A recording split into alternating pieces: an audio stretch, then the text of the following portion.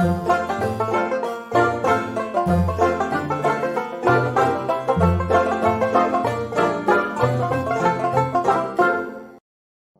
datang kembali di channel Jona Ahli bersama saya dengan Kak Joko.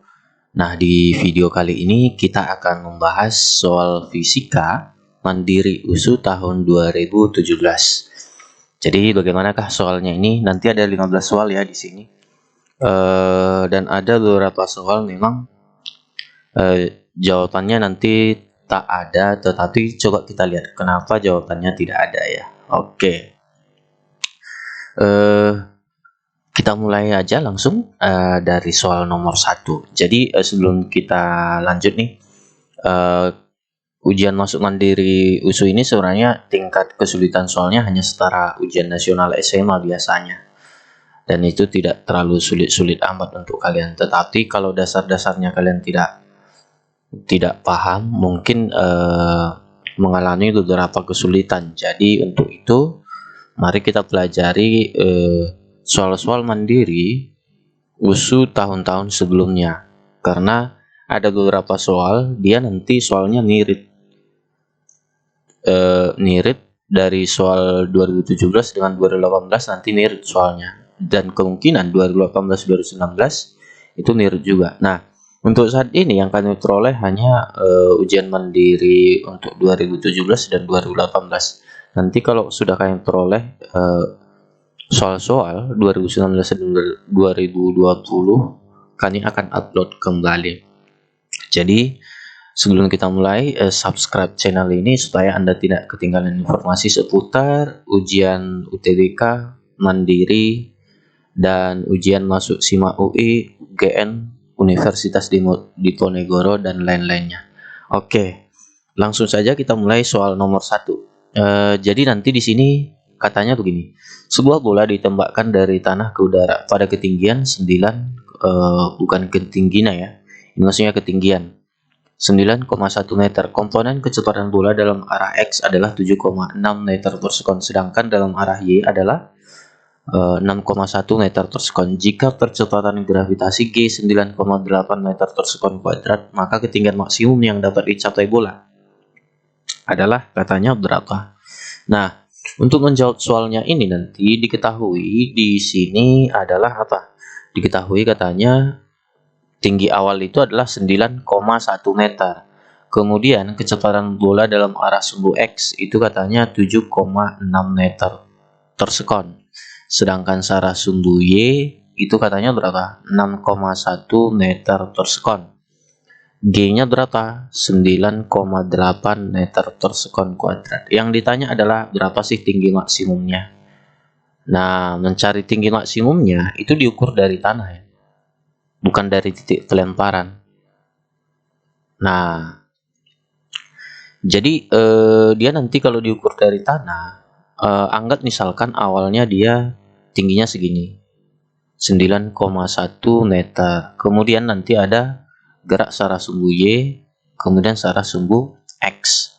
Jadi dia nanti memiliki ketinggian menggunakan kecepatan searah sumbu X. Maka ketinggiannya misalkan ini nanti H maksimum dari titik pelemparan, bukan dari tanah ya. Dari tanah nanti tinggal kita jumlahkan aja, tinggi awal ditambah tinggi yang kita peroleh gitu ya. Nah, ini dari tanah ya, berarti dia tinggi dari tanah ya. Nah, oke, tinggi maksimumnya dari tanah. Oke, jadi nanti di sini yang kita gunakan adalah gerak dilempar vertikal ke atas. Jadi yang kita gunakan adalah VY. Jadi VY di mana nanti VY-nya itu adalah kecepatan akhir kita buat. Rumusnya sebenarnya gini: VT kuadrat sama dengan V0 kuadrat dikurang 2GH. Nah, jadi nanti di sini VY-nya VYT sama dengan V0Y kuadrat, ini kuadrat ya, dikurang 2GH. Nah, saat dia mencapai tinggi maksimum, maka nanti VT untuk si Y atau VYT itu dia 0 gitu. Jadi nanti ini 0 kuadrat sama dengan, ini berapa katanya tadi, kecepatan awal pada titik pelemparan. titik pelemparan misalkan kita anggap A, kemudian ini D. Berapa tadi? 6,1. Ini bulatkan aja 6 meter per sekon. Jadi 6 kuadrat dikurang 2 kali. Ini kan 9,8. Supaya enak angkanya ya udah buat aja 10 meter per sekon kuadrat. Jadi 2 kali 10 dikali H. Nah, ini tindakan nih. 20H sama dengan 36. Berarti H sama dengan 36 per 20. Berarti sekitar berapa nih? 1,8 meter. Jadi hanya di sini H maksimum yang dicapai dari sini nanti itu adalah 1,8 meter. Sekarang hitunglah ketinggiannya dari tanah. Berarti H0 ditambah H maksimum yang kita capai tadi. Berarti berapa nih? 9,1 ditambah 1,8 itu sekitar 10,9 meter. Nah, sama dengan 11 meter. Gitu ya. Oke, jadi jawaban yang paling tepat itu adalah D. Ini sebenarnya gampang aja, asal kita tahu maksud soalnya bagaimana ya. Oke, kita lanjut nih ke soal nomor 2. Ya, soal nomor 2. Katanya soal nomor 2 begini, sebuah benda bermassa 200 gram diikat dengan tali. Kemudian diketahui ya, masanya itu adalah 200 gram. Ini sama dengan 0,2 kilogram. Dengan tali kemudian diputar secara horizontal. Jika kecepatan sudut omeganya itu adalah 10 radian per sekon dan jari-jari putaran 100 meter, R-nya adalah 100 meter atau senti ya? 100 senti ya. 100 senti berarti ini sama dengan 1 meter. Tentukan gaya sentripetalnya. Yang ditanya adalah gaya sentripetal. Nah, kalau gaya sentripetal pasti nanti jawabannya adalah ke arah Newton. Nah, ini kebetulan dia radian per sekon. Sebenarnya ini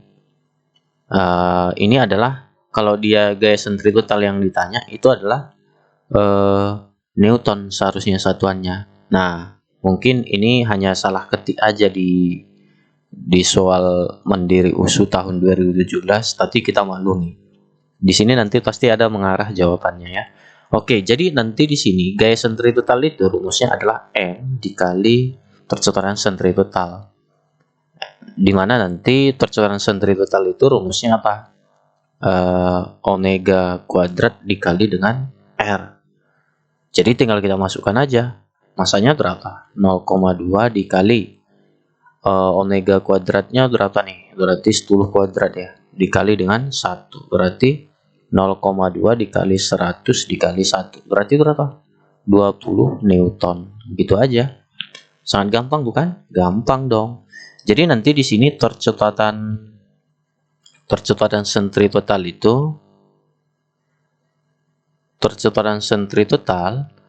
nanti AS sama dengan V kuadrat per R atau bisa juga omega kuadrat dikali dengan R. Jadi jawabannya itu adalah 20 Newton. Jadi dia mengarah ke sini sebenarnya. Ke D ya. Oke, itu dia. Jadi jawabannya adalah D. Kita lanjut lagi nih ke soal berikutnya. Iya, soal berikutnya bagaimana sih? Oke. Katanya begini, sebuah batang yang diabaikan masanya dipengaruhi oleh 3 buah gaya FA. Oke, dikasih tahu di sini.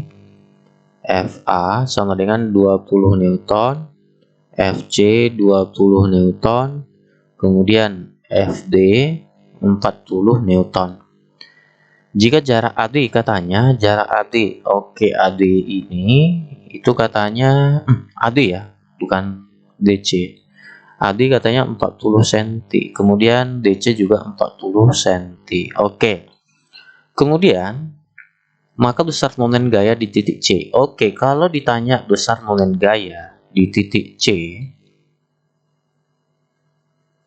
maka nanti gaya di titik C abaikan saja gitu. Nah, jadi nanti perputarannya itu adalah ini titik C, ini titik D, ini titik A. Maka nanti perputarannya ini, perhatikan ya. Kalau nanti gaya si D kita tarik, dia nanti arah gerakannya apa? Searah jarum jam ya. Tapi kalau dia nanti gaya si A, itu kalau kita tarik, dia nanti berlawanan arah jarum jam. Jadi nanti gaya si D itu positif, gaya si A nanti kita buat negatif. Jadi titik putarannya katanya di di C. Maka nanti torsi di C langsung aja itu. Torsi di C sama dengan gini nih. Torsi di C ya. Torsi di C nanti FD dikali dengan L DC, lengan dari D ke C gitu ya. Nah, ini LDC, kemudian dikurang dengan FA dikali dengan LAC, lengan dari A ke C gitu ya, LAC. Nah, jadi FD berapa katanya? FD-nya 40 dikali D ke C berapa? 40 cm kan? Berarti 0,4. Nah, ini kan sama dengan 0,4 meter. Kalau dia dari apa? Dari A ke C berapa? 80 cm. Berarti anggap kalau dia 80 cm berarti dia 0,8 meter. Jadi nanti FA-nya berapa? FA-nya itu adalah 20 dikali 0,8. Ini hasilnya 16. Ini juga 16. Maka dia 0. Jadi torsi di C nanti itu sama dengan 0. Jadi jawaban yang paling tepat itu adalah A. Sangat gampang ya. Oke. Kita lanjut lagi nih, soal nomor 4. Iya. Katanya apa soal nomor 4? Sebuah batu dilempar vertikal ke atas dengan kelajuan awal. Oke, diketahui katanya V0-nya berapa? 30 meter per sekon. Dari puncak sebuah menara. Oke, ada tinggi awalnya 80 meter. Jika percepatan gravitasi 10 meter per sekon kuadrat, maka waktu yang diperlukan untuk batu mencapai dasar gedung. Berarti H2-nya nanti 0. Kemudian di sini percepatan gravitasinya 10 meter per sekon kuadrat. Yang ditanya itu adalah berapa sih waktunya. Nah, kalau dia sebuah benda dilemparkan ke atas tetapi memiliki yang namanya ketinggian awal, ini ya. Oke, memiliki ketinggian awal segitu. Nah, jadi nanti kalau dia seperti ini kasusnya, ada ketinggian awalnya, maka di sini nanti kalau ingin menentukan waktunya, kita menggunakan metode ini. Delta H sama dengan V0 dikali T dikurang setengah GT kuadrat. Ya, oke, dimana delta H itu adalah H2 dikurang H0. V0 dikali T dikurang setengah GT kuadrat. Jadi H2-nya berapa? Karena dia sampai ke dasar, itu 0. Arti 0 dikurang 80 sama dengan kecepatan awalnya berapa? 30 ya. Dikurang setengah dikali berapa nih? Dikali 10 dikali T kuadrat. Minus 80 sama dengan 30T dikurang berapa nih? 5T kuadrat ya. Nah, pindahkan ini ke ruas kiri, 5T kuadrat dikurang 30T dikurang 80 sama dengan 0. Jadi nanti sama-sama bagi 5, hasilnya T kuadrat dikurang 6T dikurang berapa nih? 16 ya? 16. Maka dia kalau kita jumlahkan hasilnya minus 6. Kalau kita kalikan dia minus 16. Berapa itu? Nah, jadi nanti dia minus 8 dengan positif 2 ya. Jadi nanti kita dari sini kita setelah dapat faktornya ambil T-nya 8, kemudian T-nya minus 2. Jadi yang memenuhi itu adalah yang T8 sekon. Kenapa? Kenapa enggak minus 2? Karena waktu tidak pernah negatif, dia selalu positif. Jadi jawaban yang paling tepat itu adalah D. Jadi T-2 sekon itu tidak memenuhi ya, yang 8 sekon yang kita pakai. Nah, itu dia jawabannya. Kita lanjut ke soal nomor berapa lagi nih? Nomor 5. Menurut kalian ini soalnya gimana sih? Agak susah atau gimana? Atau gampang-gampang susah? Silahkan nanti berikan komentar Anda di bawah kolom komentar ya, biar kita diskusikan susah atau enggak ya. Oke. Kita lihat lagi nih, soal nomor 5. Sebuah lensa mempunyai permukaan dikonveks dengan jari-jari kelengkungan 30 cm dan 50 cm. Bila diketahui indeks bias lensa adalah 1,5, maka tentukan jarak fokus lensa ketika berada di udara. Oke. Diketahui katanya di sini jari-jari kelengkungannya itu R1-nya 30 cm, R2-nya itu adalah 50 cm. Kemudian indeks bias lensa itu adalah 1,5. Nah, Indeks diasnediumnya berapa? 1. Kenapa? Karena dia di udara, di mana nanti indeks diasnedium udara itu adalah 1. Yang ditanya itu adalah, maka tentukan jarak fokus lensa. Yang ditanya jarak fokusnya berapa. Jadi mencari kekuatan lensa itu dirumuskan N lensa per N medium dikurang 1 dikali 1 per R1 ditambah 1 per R2. Nah, ini juga bisa kita buat 1 per F sama dengan 1 per L lensa per N medium dikurang 1 dikali 1 per R1 ditambah 1 per R2. Jadi nanti ini 1 per F sama dengan berapa nih? 1,5 per 1 dikurang 1 ya. 1 per 30 ditambah 1 per 50. Nah, kenapa dia jari-jarinya positif? Karena dia dikonveks. Dikonveks itu adalah mengumpulkan sinar ya. Itu nanti lensa positif gitu ya. Oke. Jadi di sini 1 per F sama dengan 0,5 dikali berapa nih? Ini kita samakan penyebutnya ya. 50 tambah 30 per 1500 gitu ya. 30 kali 50 kemudian nanti kalikan ruas ininya 50-nya ke depan sini ke 1. Nah, pasti kalian udah tahu sih untuk menentukan pecahannya. Oke, 1 per F 0,5 dikali berapa nih? 80 ya per 1500. Jadi ini berapa nih? 0,5 kali 80 berarti 40 per 1500. Jadi nanti F-nya itu adalah tinggal congkel balik kan 1500 per 40. Matikan, maka kita peroleh nanti 150 per 4. 150 per 4 sekitar berapa? Kira-kira berapa? Ayo. Jawabannya adalah 37,5 ya. Sentimeter. Nah, di sini jawabannya tidak ada ya. Jadi ini kita kosongkan aja. Ini namanya berarti soal mati ya. Oke.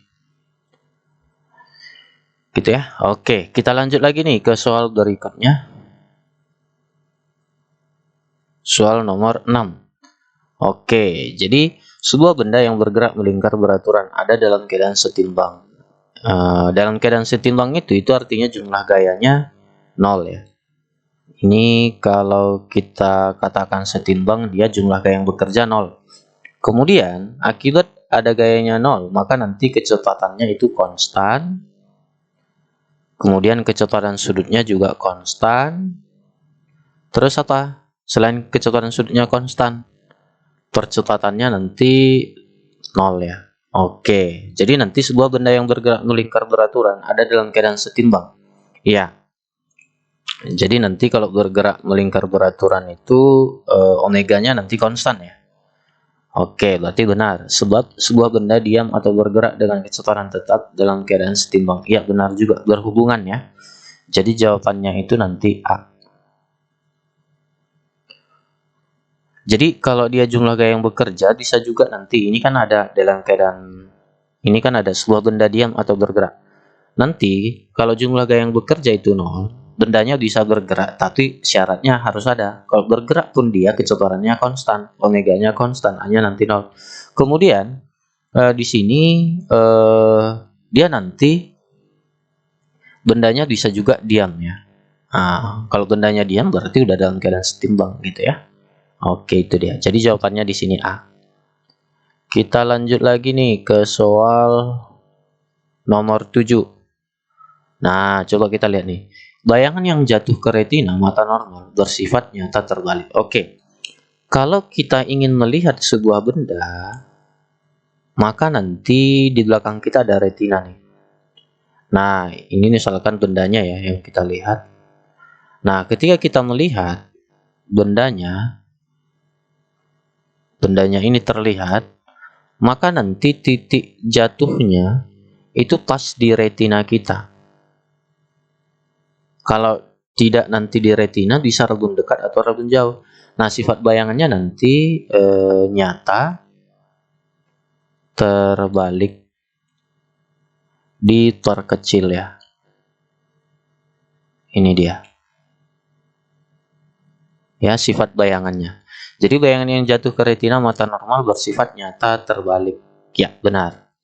Sebab berkah cahaya yang masuk ke mata normal difokuskan oleh lensa mata dan jatuh di retina. Iya, benar. Tapi dia untuk sifat bayangannya itu nanti tidak berhubungannya. Kenapa? Ini kan tentang bayangan. Nah, kalau ini tentang pemfokusannya. Nah, jadi nanti di sini berkah cahaya yang masuk ke mata normal difokuskan oleh lensa mata dan jatuh di retina. Dia nanti gini, ini yang pertama itu membahas sifat bayangan. Sifat bayangan. Sedangkan kalau yang kedua, kenapa bayangan jatuh di retina, ya kan? Bayangan jatuh di retina. Nah, ini membahas sifat bayangan, ini membahas kenapa jatuh di retina. Nah, jadi nanti ini sebenarnya tidak berhubungan, tetapi nanti jawabannya adalah D. Kenapa D? Karena untuk jatuh atau untuk supaya bendanya bersifat nyata terbalik dan diperkecil, maka lensa yang harus kita gunakan adalah lensa positif. Lensa positif, dan dia harus berada di ruang berapa nih? Ini kan ruang 1, ruang 2, ruang 3 gitu. Nah, kalau bendanya di ruang 3, maka sifat bayangannya nanti nyata terbalik diperkecil gitu ya. Oke, jadi tidak berhubungan. Jadi jawabannya itu adalah D. Kita lanjut lagi nih ke soal berikutnya. Gaya Coulomb dan gaya gravitasi merupakan gaya konservatif. Iya, benar. Kenapa? Karena gini, gaya konservatif itu adalah gaya yang menyebabkan benda bergerak. Menyebabkan benda bergerak tanpa menyentuh gitu. Nah, tanpa menyentuh dia bisa menyebabkan benda bergerak. Itu namanya gaya konservatif. Kalau gaya Coulomb itu kan tanpa menyentuh bendanya bisa tertarik. Gaya gravitasi juga kayak gitu, tanpa menyentuh bendanya bisa ditarik ke permukaan bumi, ya kan? Itu dia. Berarti ini benar. Sebab gaya Coulomb dan gaya gravitasi besarnya berbanding terbalik dengan kuadrat jarak. Oke. Jadi nanti gaya Coulomb itu rumusnya K Q1 Q2 per R1 kuadrat. Atau per R aja ya, sama aja itu nanti. Per R kuadrat. Kemudian kalau dia gaya gravitasi itu nanti konstanta gravitasi dikali M1 N2 per R kuadrat. Nah, ini nanti rumusnya benar, ini benar. Tetapi dia nggak ada hubungannya. Gaya Coulomb dan gravitasi merupakan gaya konservatif dengan perumusan, enggak. Kalau tadi sebabnya dibuat di sini karena contohnya nih, gaya Coulomb dan gaya gravitasi merupakan gaya konservatif. Sebab gaya Coulomb dan gaya gravitasi tanpa menyentuh benda dapat menyebabkan benda bergerak. Itu tadi berhubungan, ya.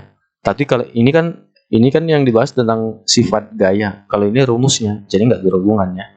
Jadi jawabannya itu adalah D. Kita lanjut lagi nih ke soal berikutnya, nomor 9. Nah, jadi coba kita lihat.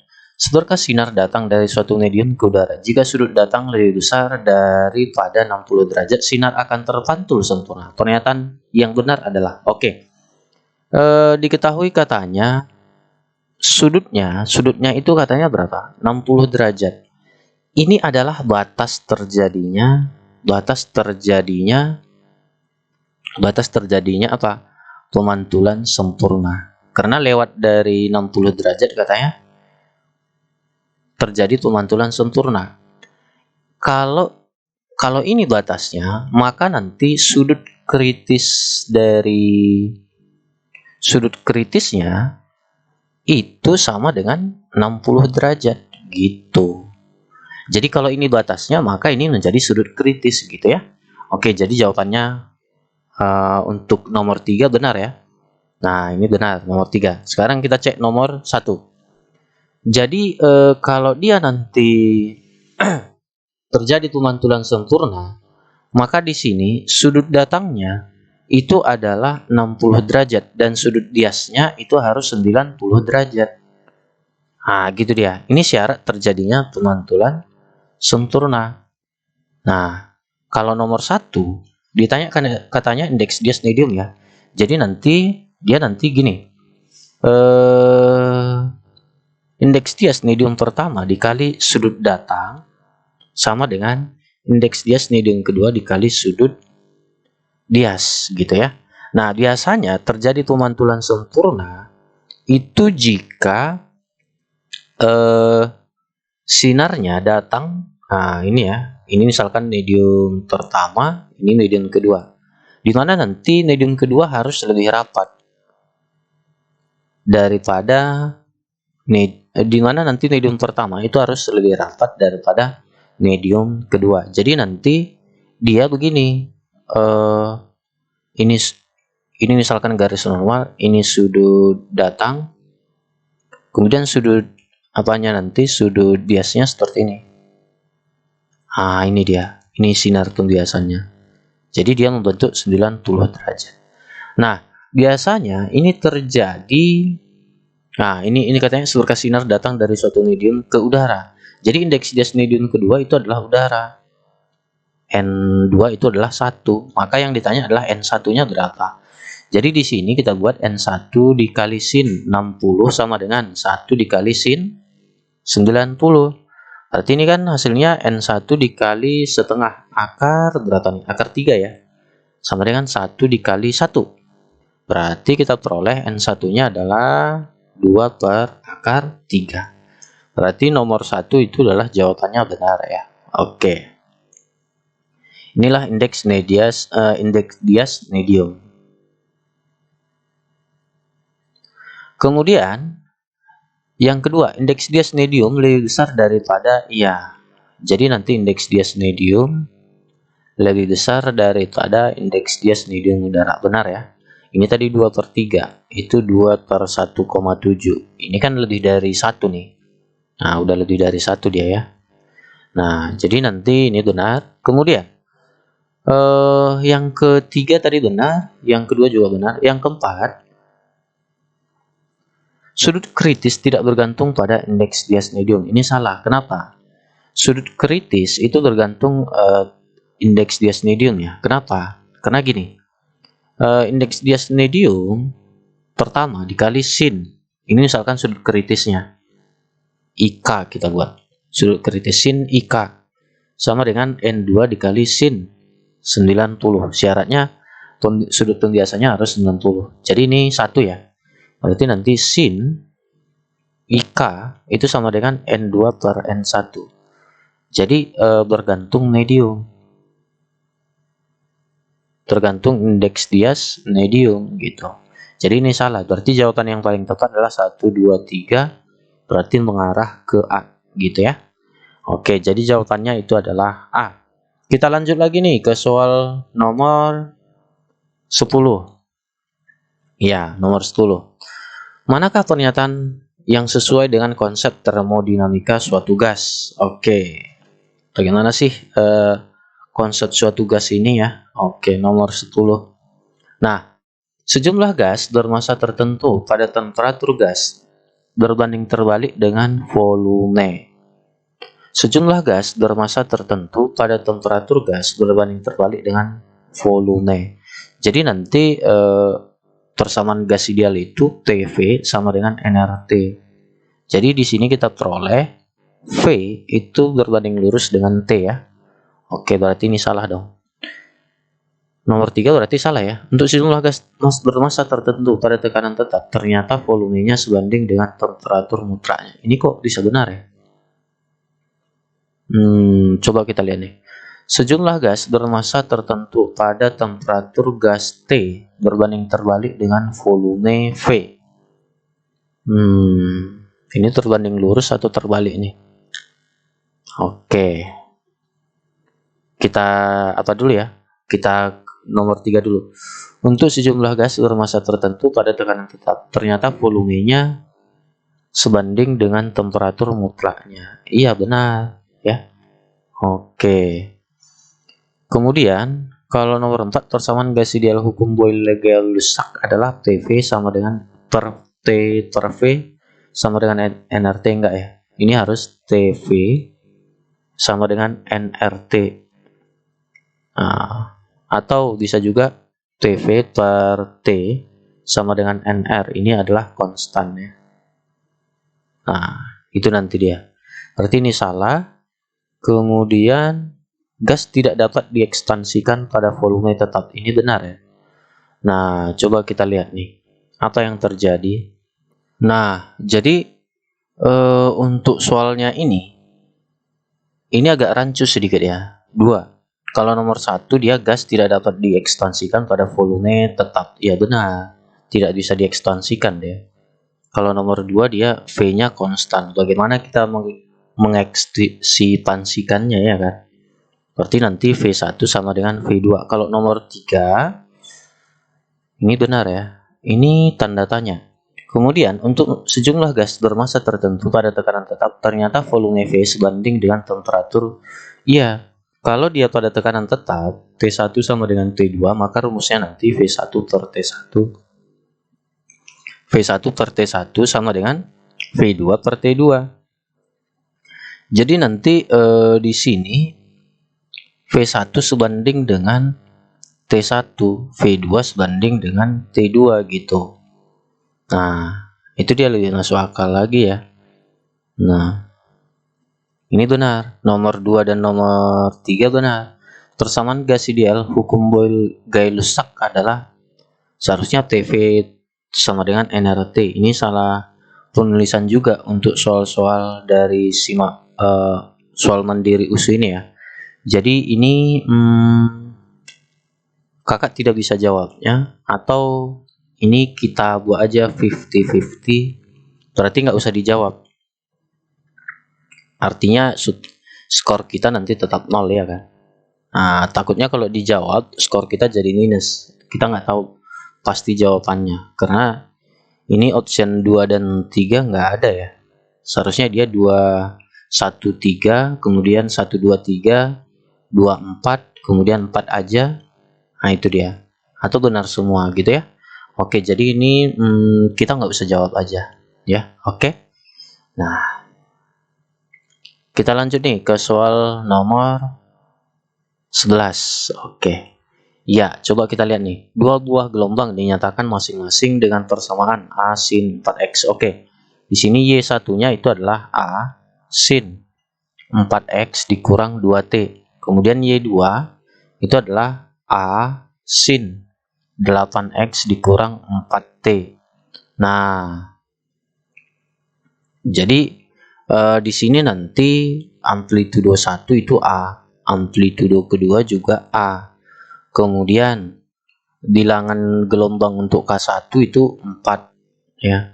Kalau bilangan gelombang untuk K2 itu 8. Omega 1 itu adalah 2 ya.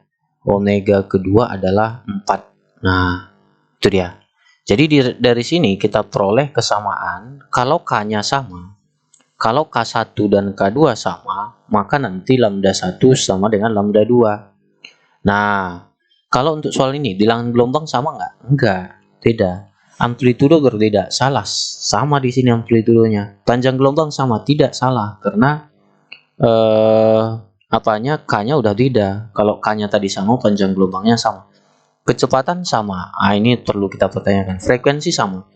Kalau nanti frekuensinya sama, itu syaratnya omega 1 sama dengan omega 2. Ini baru frekuensinya sama. Nah, sekarang kita cari kecepatan nih. Kalau dia V1, omega 1 per K1 itu aja. Omega 1 berapa? 2 per 4 ya. K1 kan 4 ya. Berarti setengah radian meter per sekon ya. Meter per sekon. Kalau V2 sama dengan omega 2 per K2. Berarti berapa nih? 4 per 8. Berarti setengah ya. Setengah meter per sekon gitu dia. Gampang ya. Berarti nomor bagian D ini adalah benar ya. Kalau E-nya salah ya. Oke, itu dia kira-kira. Jadi jawaban nomor 11 itu adalah D. Kita lanjut nomor 12. Oke, kalau nomor 12 ini kekurangan soal. Dari soal yang kita peroleh setelah di scanner soalnya, mungkin kayak gini bentuk soalnya. Sebelum diralat kita tidak tahu pasti bentuk soalnya bagaimana. Jadi ini tidak bisa kita pastikan. Tetapi ini nanti berandai-andai saja. Kalau ini misalkan N2, ini N1, maka nanti begini dia. Untuk menentukan percepatannya ini sebenarnya gampang aja. Nanti kalau nanti N1 lebih kecil daripada N2, maka percepatannya langsung aja N2 dikurang N1 dikali G per N1 ditambah N2. Bagaimana kalau N2 lebih kecil? Berarti N1 lebih besar daripada N2. Kebalikan aja. Berarti A-nya sama dengan N1 dikurang N2 dikali G per N1 ditambah N2 gitu dia. Ya. Oke. Nah, jadi ini tidak bisa kita tentukan karena di sini N-nya nggak dikasih tahu ya. Oke. Jadi soal yang kita peroleh dia bentuknya seperti ini, soal aslinya gitu. Oke. Kita lanjut ke soal berikutnya. Nomor 13. Ya. Katanya begini, jika peluru tertahan di dalam balok dan balok bergerak ke kiri hingga berhenti sejauh. Oke, diketahui katanya di sini dia berhenti ya. Berarti tertekan lah itu sejauh 10 cm atau 0,1 meter. Maka kecepatan peluru dan balok saat mulai bergerak, jika nilai konstantanya, K-nya katanya berapa nih? K-nya 400 Newton per meter. Yang ditanya adalah V0-nya berapa gitu. Nah, jadi untuk menjawab soal ini, sebenarnya caranya nanti agak rancu sedikit, tetapi ini sudah kita hitung bahwa jawabannya di sini adalah sekitar 3 meter per sekon. Nanti gini, ini kan berhubungan dengan usaha dan energi, ya, usaha dan perubahan energi kinetik, ya. Oke, nah. Jadi nanti di mana di sini usaha untuk pegas ini kita buat dia berhubungan dengan energi potensialnya. Jadi nanti kita anggap ini delta EK sama dengan apa nih? Usaha akibat pegas ya, usaha pada pegas. Jadi nanti ini kita buat ini minus ya. Sorry. Usaha pada pegas, kemudian nanti ini EK2 dikurang EK1 sama dengan minus setengah K delta X kuadrat. EK2 nya berapa? Berhenti. Kenapa? Karena kasusnya nanti seperti ini. Ada sebuah benda, kecepatan awalnya V0. Kemudian dia menekan pegas. Sejauh berapa? Dari posisi awal sejauh delta X gitu. Jadi dia VT-nya nanti 0 dong. Gitu ya. Jadi kalau VT-nya 0 berarti EK2-nya nanti jadi 0. Atau V2-nya 0 maka EK2-nya jadi 0 gitu. Jadi ini 0. Berarti sama dengan setengah NV 1 kuadrat sama dengan minus ya. K delta X kuadrat. Nah, N-nya nggak dikasih tahu di sini. Ya. Oke, jadi ini coretkan. Berarti nanti V1 kuadrat sama dengan K delta X kuadrat per M. Nah, setelah kita lihat di sini N-nya nggak dikasih tahu, maka tidak bisa kita tentukan kecepatannya berapa. Nah, kalau dia nanti gerakannya itu adalah naik turun, ini kita simulasikan ya. Kalau dia gerakannya itu adalah naik turun dan dia tertekan ke bawah, ini bisa kita simulasikan. Berarti yang menggerakkan dia termasuk gaya apa? Gaya gravitasi. Jadi bisa kita cari nanti F-nya sama dengan K delta X. F-nya ini sama dengan N dikali G, ini K dikali delta X. Berarti N-nya nanti K dikali delta X per 10. Berarti K-nya berapa tadi? 400 ya. 400 dikali Delta X-nya berapa? 0,1 per 10. Berarti kita peroleh ini 40 per 10 ya. Hasilnya berapa? Hasilnya itu adalah 4 apa nih? 4 kilo ya. 4 kilogram gitu. Jadi kalau kita masukkan dia ke sini, hasilnya gini kira-kira. K-nya berapa tadi? K-nya 400 dikali 0, ini kuadrat ya. Dikali 0,1 kuadrat per 4. Berarti berapa kita peroleh ini?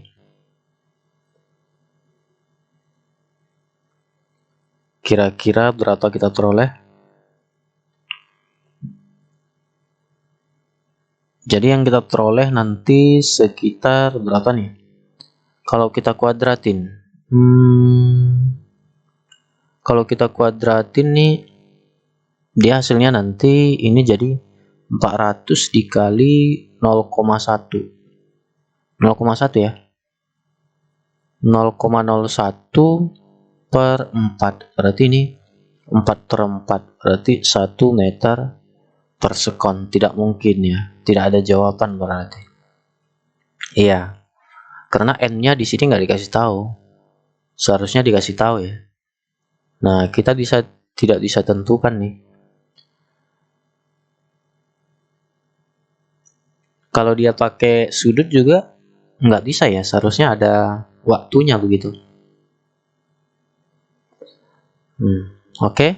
Jadi jawabannya ini tidak ada. Tetapi nanti kalau ada jawabannya kita akan upload kembali sebagai apa? Sebagai pelengkap dari soal-soal ini. Untuk saat ini jawabannya tidak ada ya, karena masanya tidak diketahui. Ya, oke. Nah,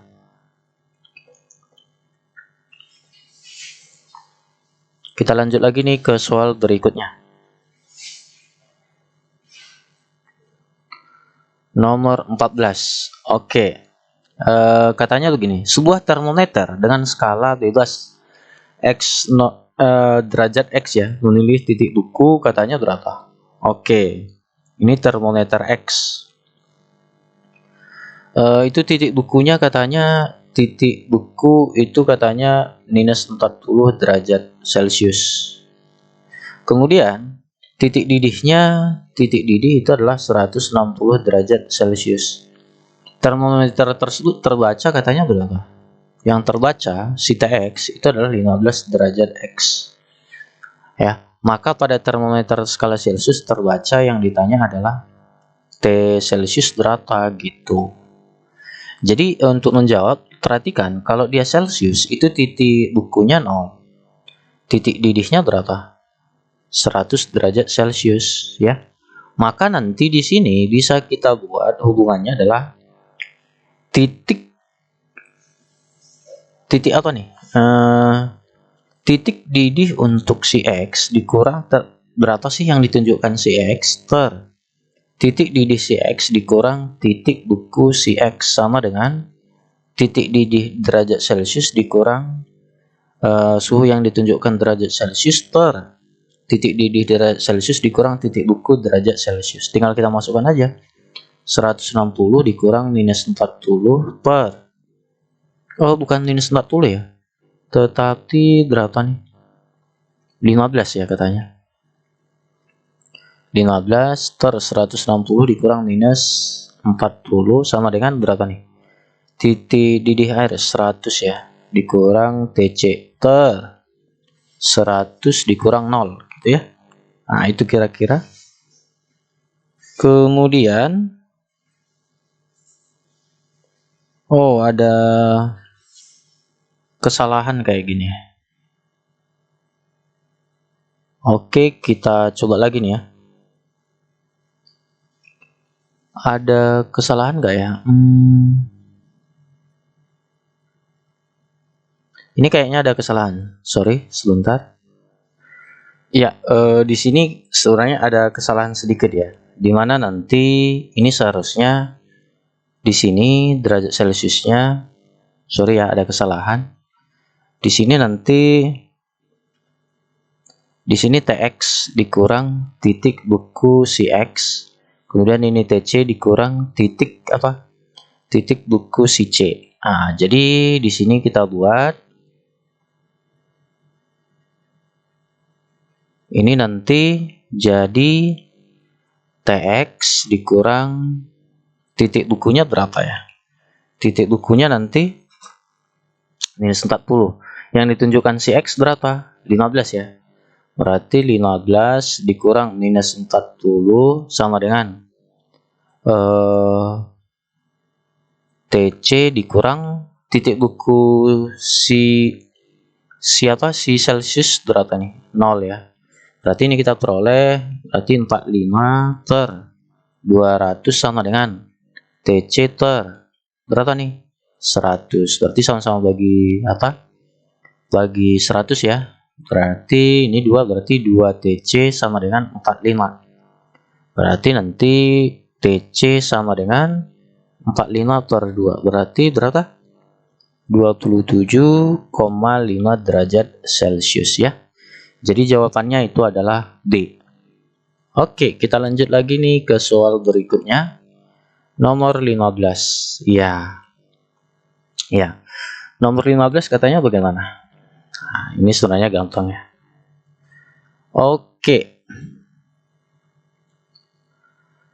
Jika dua fokus lensa tipis berjarak fokus minus 5 cm dan 10 cm digabungkan, maka kekuatan lensa gabungannya adalah yang ditanya adalah di mana nanti f1 minus 5 cm, f2 adalah 10 cm ya. Yang ditanya itu adalah berapa sih kekuatan lensa gabungan.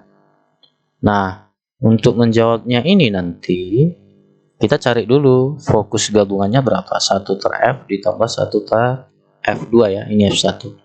Berarti nanti berapa? 1 ter minus 5 ditambah 1 per 10. Berarti 1 ter f sama dengan 2 per minus 10 ditambah 1 per 10. Berarti minus 1 per 10.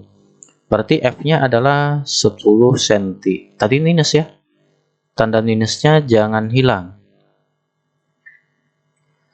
Jadi nanti kekuatan lensanya itu adalah 100 ter f. Berarti nanti 100 ter minus 10. Berarti minus 10 dioptri ya. Nah, jadi jawabannya itu adalah E. Sangat gampang ya. Oke. Jadi seperti inilah pembahasan soal fisika mandiri USU tahun 2017 ya. Nanti bila ada upgrade ataupun update untuk soal-soal berikutnya kita akan upload, tetap nantikan di video-video selanjutnya. Sampai jumpa di video selanjutnya, baik itu nanti di pembahasan UTBK, SIMAK UI, UTLGN atau Undip. Semoga Anda tetap menantikannya dan mudah-mudahan Anda lulus, baik yang mau ujian ataupun yang belum ujian ataupun hanya untuk membahas-bahas soal aja. Sekian dari saya, terima kasih, sampai jumpa.